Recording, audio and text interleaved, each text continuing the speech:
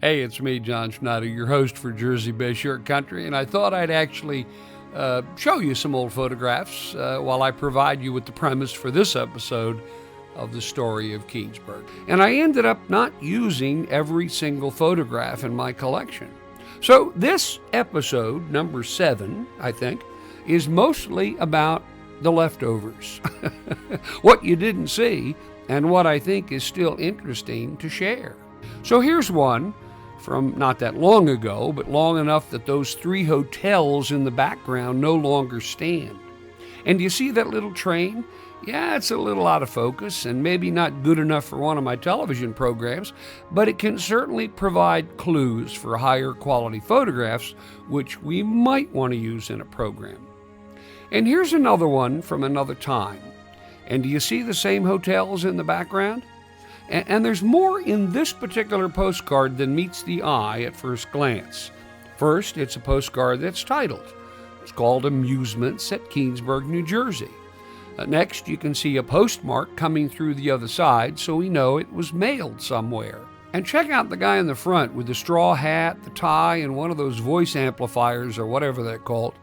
Next, this is not necessarily a photograph, but perhaps a colorized and enhanced version of a black and white photo.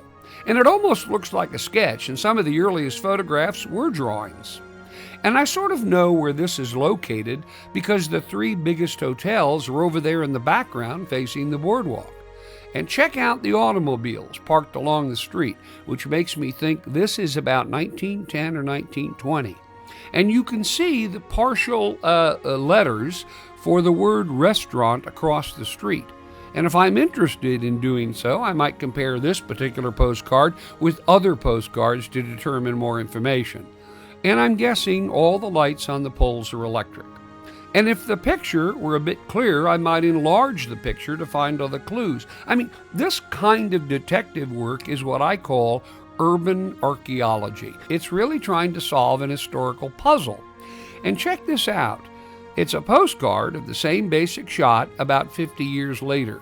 And you can still see the 3 big hotels in the background. But now a tilt-a-whirl, or whatever it's called, has become a children's boat ride. And here's a photograph from another time of a boat ride, but it does look a little different. All right, this one simply says beach. Now, is there a beach called beach? But my question is where and when? Those are the key questions. And I think I see Staten Island across the way, but who knows? It's an old photograph and probably a postcard, but again, who knows? But it does look like a road leading to the beach, and there are some structures on either side. Now, this could be Morris Beach because there's some familiarity I have with other photographs I've seen of a place called Morris Beach. And here's another clue. The photo was either taken or provided by D.B. Wilson, so we could search his name on the internet, which I already did, to see if he has other photographs which may help us, but I found nothing. So for now, I'm going with Morris Beach as a possibility, but I'm not certain. So I'm going to take this photograph and I'm going to set it aside until I see other photographs with similar structures. And guess what? I found one with a similar looking flagpole. Kind of. So look, here's a third photo with the same flagpole, but this one is labeled Bayside Grove. Another clue. And you can see Staten Island a little bit better in the distance. And let's compare this photograph to one which actually says it's a pavilion on a beach. And the picture itself says 1909 on the backside. Now let's play 6 degrees of separation, which I frequently do when I'm trying to create a documentary, and compare this photo to another. Now look at the buildings, because we're going to switch our angle of view over to the left. You ready? Here we go. Now you see how the buildings are the same? Let's go back again, and then back to the picture we were looking at. And if you believe the label on this particular photograph, it reads Morris Park, which is basically the same as Morris Beach, which was where Main Street dead-ended at the beach by the bay. And let's do one more, although of lesser quality. Here's the beach, Morris Beach, which folks no longer call Morris Beach. A lot of people call it Main Street Beach instead. And this, ladies and gentlemen, is what I sometimes have to go through with almost every photograph which gets inserted into one of my historical documentaries. It's exhausting, and I'm not going to do it through this entire program, but it is rewarding when you reach a conclusion that makes sense. And here's a picture of what that area looks like today from a drone. But sometimes you reach a conclusion, like as with this photograph, only with the help of others. So I know these are some houses or something on Highland Boulevard, but I don't recognize them at all. So I post this picture in the Keansburg, New Jersey Facebook group, and within minutes I receive the answer, almost magically, regarding whose homes these belong to. And thanks to my Facebook friends, I know now. These folks are really a great resource for local historians and historical societies. And here's another photograph, but I think that's Staten Island over in the distance. So right away, I assume this could be a camp on Belvedere Beach with Staten Island to the north. And there's a longer pier in the distance as well, which brings me to the same conclusion. And this next postcard has me a bit stumped. It reads East Keansburg, but man, oh man, it sure looks like a winding road with some elevation. But maybe you know where it is. I sure don't. Speaking of elevation, here's Keansburg Heights. And I never heard that expression before. Maybe you did. And I'm guessing Keansburg Heights is the Beacon Beach area. But what do you think? And here's a postcard indicating it's Granville Park. Now, Granville was the name of Keansburg before it incorporated as Keansburg in 1917. But where is the park today? Where is Granville Park? It could be the picnic area over in Belvedere Beach that used to be there. I don't know. And here's another postcard naming Granville Park with Shuck Cottages, but it reads the park is near Main Street, so I'm confused. Are you? And sometimes I find artifacts like this one on eBay or other places. It's a police badge from about 1930, and they wanted about $100 for it. So I'd be interested in knowing to whom this badge belonged. It just so happens I have some film from Dorn's Classic Images of some of the police from 1930, and maybe one of them will be wearing this particular number 37. So let's take a look. Yeah, you know what? This film is just not clear enough to zoom in and see if we can find the number on one of the badges. So I don't know. I can confirm this badge is from 1930, though, and that's good.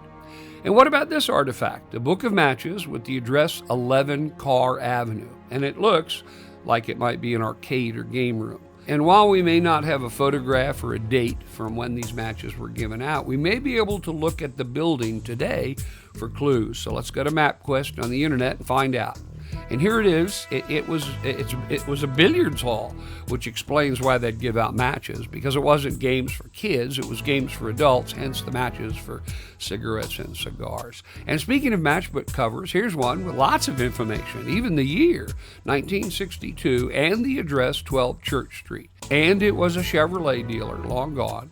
So what's at 12 Church Street today? Well, today it belongs to the A&S Italian Sausage Company, or AKA the Sausage King, which has taken the place of Trenery Brothers Chevrolet on Church Street. And something else which provides clues to the past are advertisements for businesses or activities in the town. Here's an example, one advertisement about the skating rink, and here's a photo of someone inside the rink, but I'm not sure who it is. Let's try an older photograph like this one, except I hate it when they literally cut out the sky or the horizon. You see the outline where they did it? Anyway, let's ignore it for now. So this is a photograph already labeled, so let's read it. The Bijou Motion Picture Theater is on the left. Okay, it's that long building here. And it indicates the Air Dome Theater is on the right, but I get a little confused. So when I get confused, I get another photograph of the Air Dome Theater in which it looks like this, and I'm trying to look in the picture to see if I can find that building. Do you see it? And something else I like to do is bringing out old photographs and driving around until I find it today. So look at this old photograph of Maple Avenue. And the photograph shows Maple Avenue as a dirt road and early in the 20th century. And hardly any homes are on the street back then, but it's very different today. So I bring this picture with me to Maple Avenue, and lo and behold, here it is. And I run across lots of photographs of just houses or parts of houses like this one, but I can't use it really in the program without identification. Here are a few more homes, for your viewing pleasure, but I just don't know anything about them. Maybe you do. Sometimes I'll look at a series of photographs of a particular street, like this one of Beacon Boulevard, and I'll drive down the road to see if I can find any semblance of the past. So look at these photographs of Beacon Boulevard made of dirt. At least there appears to be a sidewalk, and here I am driving down Beacon Boulevard today. Very often I'll look for distinctive shapes and maybe tops of buildings in a photograph so I can easily find them either today or in old photographs of street scenes. For example, I don't know where this building is located, but I've seen the shape in other photographs in my collection. So let's take a look to see if we can find it. And bingo, here it is on Carr Avenue. And while the top of the building is the same, it looks like a different type of business, which may have taken over, or maybe they simply decorated the outside of the building differently over time. Here's another shot. And look, here we can see clearly it's a butcher shop. And there are now trolley tracks in the middle of the road. You see them? So these are all clues which help identify the chronology in a series of pictures, all part of the historical puzzle of urban archaeology. You having fun? I hope so. This is what I love about history, just trying to figure out what was going on in the days of our ancestors. Very interesting stuff. And another clue to help us identify the year of a particular photograph are vehicles in the photographs. A horse and buggy in one era and a certain type of automobile in another gives you a sense of what the year was. So what's your guess on this photograph? What year do you think it is? Now, when in doubt, you search the internet to find something like this to see how automobile shapes and technology has changed. Now, what year would you say this is? Okay, well, maybe you're right. It's 1930. And how about this photograph of Carr Avenue and these cars? Yeah, 1940s. So, and there were big changes in design between the 1930s and the 1940s. The 1940s, they became very aerodynamic, as opposed to the 1930s, they were a little more boxy. Let's take a look at another car and see if you can guess the date. Now, one big clue is that the car is parked to the side, I think, of Francis Place School, which is located where the new Joseph Caruso School is generally located now. Across the street from the back of St. Anne's Church. You see it? So here's the automobile again. It's a fairly old model. And another clue is the tires on the car. Again, let's go to the internet for help and look at this graphic of tires through the ages. So these are definitely not stone or wooden tires. The early cars actually had wooden tires. But they do look like the kind of tires which weren't inflatable. They were made of thick rubber, hard rubber, and they weren't like today's pneumatic tires that you blow up. Tires like these in the photograph, which I think is the back side or the side of Francis Place School, were put on very early cars. So my guess is this photo was from between 1910 and 1920, unless the guy is just driving an older car than the date of the photograph. And as long as we're in the neighborhood of the school, let's look at the front of Francis Place School in a more recent year. It's no longer there. And here are some other photographs associated with Francis Place School and some people in the pictures, but I just don't have enough information to talk intelligently about them. So let's just look at them for a minute.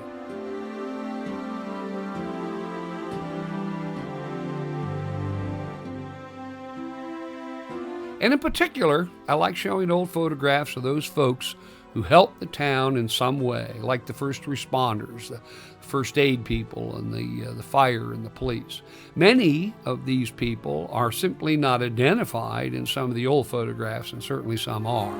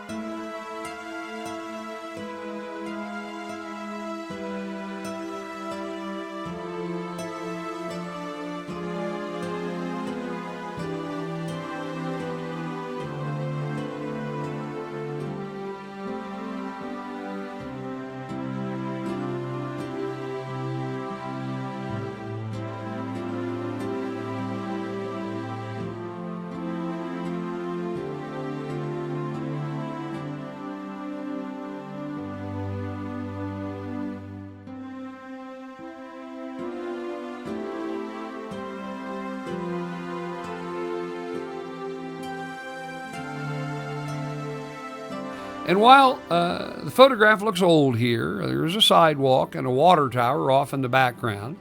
And let's take a closer look at the sign on the side of the dirt road, which reads, Keansburg Beach, a private park, no trespassing, and it's signed Comfort Beach Association. I love kind of magnifying some parts of the picture because you get a lot of clues doing that. Another great resource for trying to tell the story are the old maps and comparing them to some of the newer maps. And the really old maps, like this one, when the town was called Tanner's Landing, are especially cool because they show the names and locations of who lived where. And the mail carriers would use maps like these to deliver the mail, and so many of the names on this particular map are also the names of some of the roads in the borough today. And look at this postcard addressed to Honorable J.E. Foster with no street address and no zip code, simply, Atlantic Highlands. Life was truly simple before email, wasn't it? I mean, there were maps showing where everybody lived to help the postman deliver the mail. Now, this map from 1924 has been useful to me in doing this documentary because it showed the roads, which were the first roads when the town was beginning to grow. There were less than 2,000 people. And these roads and the neighborhoods associated with them are the oldest sections of Keansburg. Let's look at Center Avenue as it appeared in the good old days. It starts in the western part of Keansburg, about 5 blocks from Carr Avenue, eventually crosses Main Street in the east and becomes Shore Boulevard. And it's a dirt road, and there's a car down the way parked on the side. And here's part of Center Avenue today. Here's Fox Avenue with some bungalows, and it was a short stretch of road from East Shore Street to Center Avenue and about a block away from Beachway and the old boardwalk. And right at Fox Avenue, there was this park that is the Firefighters Memorial Park, and I wanted you to take a look at it today. And Fox ran into Ocean View Avenue, where there were lots of cottages and places people could stay during their vacations. Here's an old picture of Forest Avenue. It looks dark and a little desolate, as a lot of the roads were back then. And in these photographs, there aren't too many homes. But let's take a look at Forest Avenue today.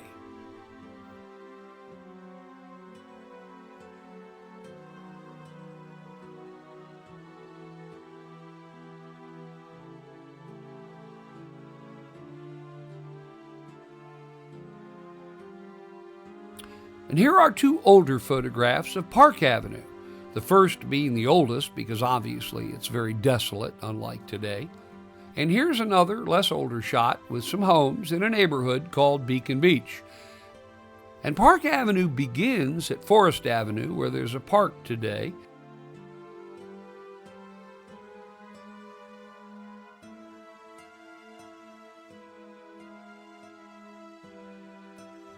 And here's Raritan Avenue, which was close to everything. From the cars, can you guess the date? Well, I think this photo was taken between 1920 and 1930. And here's Raritan Avenue today.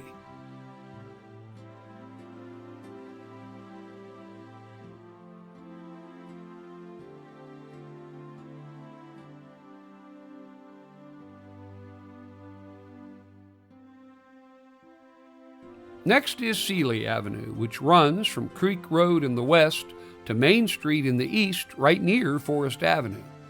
This photograph of Seeley Avenue was taken in 1908. And here's a similar shot of Seeley. And this picture is of the Schick cottages. Not sure where they were located, but they were on Seeley Avenue. And here is some video of Seeley Avenue today. And here's Ramsey Avenue coming up to Seeley.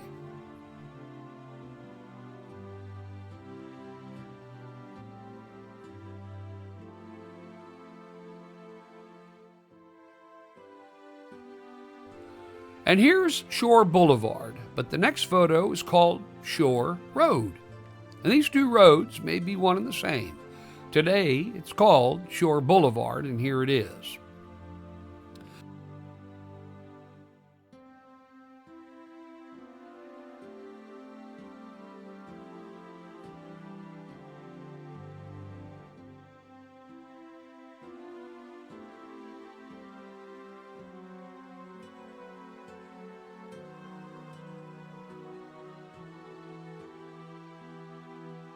And it runs up to Lincoln Park, where there's a nice miniature lighthouse there. A lot of people call it Lighthouse Park, and it really is where Keansburg begins on the east side of town.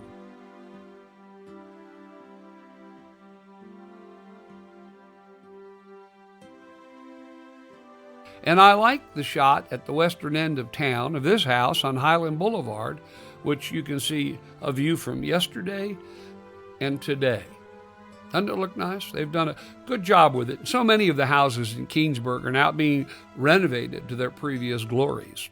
And another resource are the early aerial photographs that really give us a different perspective on what the town looked like and how things were laid out.